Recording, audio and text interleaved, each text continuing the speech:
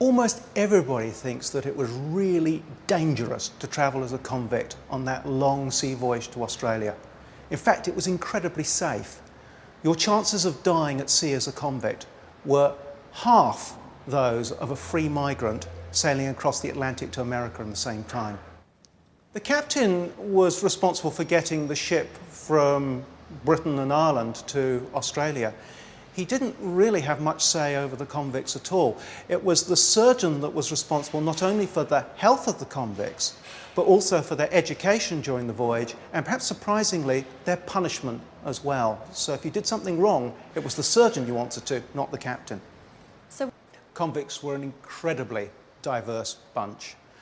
They were of all different ages, many of them very, very young. There were a lot that were in their teens, but there were also some that were 40 or 50 or even 60.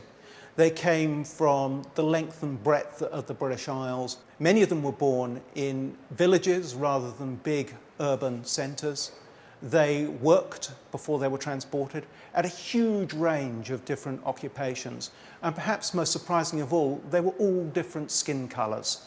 So there were at least 1,000 convicts who were black who were landed in Australia. Most convicts, when they landed, were sent to work for private settlers. The majority actually ended up working on farms. And indeed, colonial Australia was known as a prison without walls. The greatest challenge for a convict was getting used to not having your family around. This was what the terror of transportation was all about. It wasn't just that you were travelling to the unknown, it's that you were travelling to the unknown without your family and without any real prospect of ever seeing them again.